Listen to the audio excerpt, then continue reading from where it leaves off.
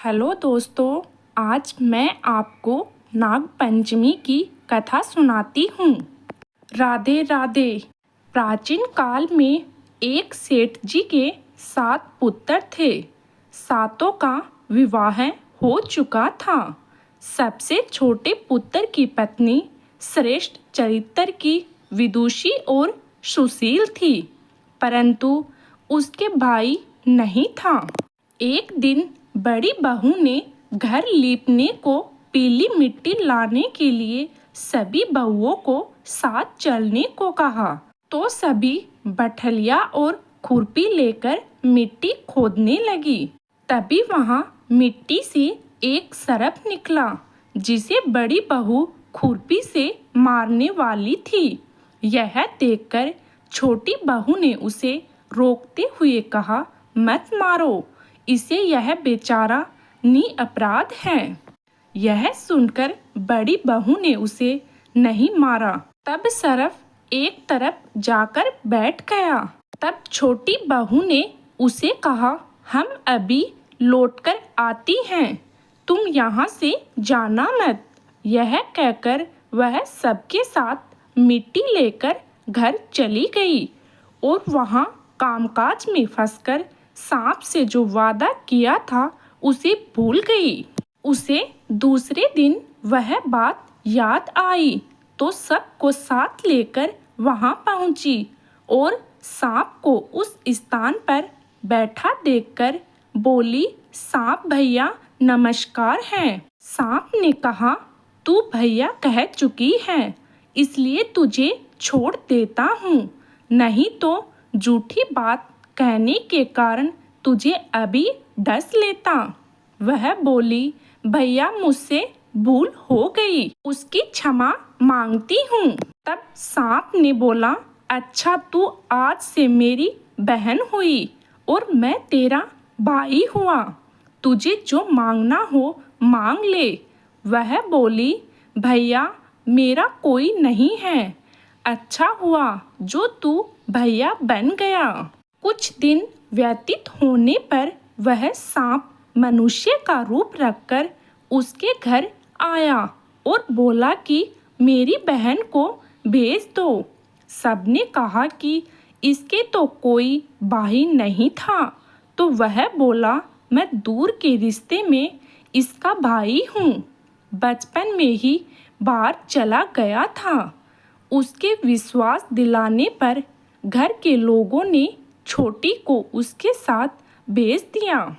उसने मार्ग में बताया कि मैं वही सांप हूँ, इसलिए तू डरना नहीं और जहाँ चलने में कठिनाई हो वहाँ मेरी पूंछ पकड़ लेना। उसके कहे अनुसार ही किया और इस प्रकार वह उसके घर पहुँच गई। वहाँ की सुंदरता को देखकर वह चकित हो गई। एक दिन सांप की माता ने उससे कहा, मैं एक काम से बाहर जा रही हूँ, तो अपने भाई को ठंडा दूध पिला देना।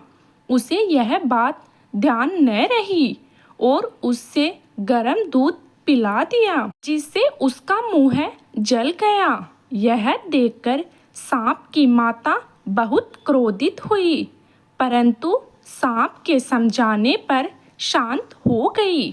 तब सांप ने कहा कि बहन को अब उसके घर भेज देना चाहिए।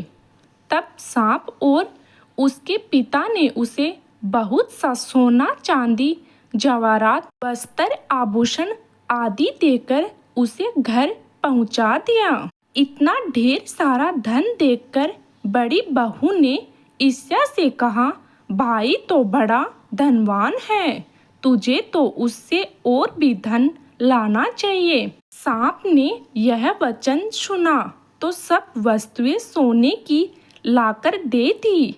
यह देखकर बड़ी बहू ने कहा, इन्हें झाड़ने की झाड़ू भी सोने की होनी चाहिए।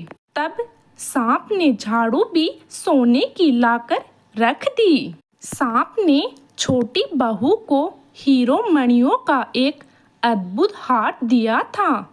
उसकी प्रशंसा उस देश की रानी ने भी सुनी और वह राजा से बोली कि सेठ की छोटी बहू का हार यहाँ लाना चाहिए। राजा ने मंत्री को हुक्म दिया कि उससे वह हार लेकर शीघ्र उपस्थित हो। मंत्री ने सेठ जी से जाकर कहा कि महारानी जी छोटी बहू का हार पहनेगी, वह उसे लेकर मुझे दे दो। सेठ जी ने डर के कारण छोटी बहू से हार मांगकर दे दिया। छोटी बहू को यह बात बहुत बुरी लगी। उसने अपने सांप भाई को याद किया और आने पर प्रार्थना की, भैया रानी ने हार छीन लिया है, तुम कुछ ऐसा करो कि जब वह हार उसके गले में रहे तब तक के लिए सांप बन जाए, और जब वह मुझे लौटा दे तब वह हीरो और मणियों का हो जाए। सांप ने ठीक वैसा ही किया। जैसे ही रानी ने हार पहना वैसे ही वह सांप बन गया। यह देखकर रानी चीख पड़ी और रोने लगी। यह देखकर राजा ने सेठ के पास खबर भेजी कि छोटी बहू को तुरंत भेजो। सेठ जी डर गए कि राजा जाने क्या करेगा। वे स्वयं छोटी बहू को साथ लेकर उपस्थित हुए। राजा ने छोटी बहू से पूछा, तूने क्या जादू किया है? मैं तुझे दंड दूंगा। छोटी बहू बोली, राजन दृष्टा क्षमा कीजिए, यह हार ही ऐसा है कि मेरे गले में हीरो और मणियों का रहता है और दूसरे के गले में सांप बन जाता है। यह सुनकर राजा ने वह सांप बना हार उसे देखकर कहा, अभी पहनकर दिखाओ। छोटी बहू ने जैसे उसे पहना वैसे ही हीरो मणियों का हो गया। यह देखकर राजा को उसकी बात का विश्वास हो गया और उसने प्रसन्न होकर उसे बहुत सी मुद्राएं भी पुरस्कार में दी। छोटी वह अपने हार और इन सहित घर लौट आई। उसके धन को देखकर बड़ी बहू ने ईर्ष्या के कारण उसके पति को सिखाया कि छोटी बहू के पास कहीं से धन आया है। यह सुनकर उसके पति ने अपनी पत्नी को बुलाकर कहा, ठीक ठीक बता कि यह धन तुझे कौन देता है।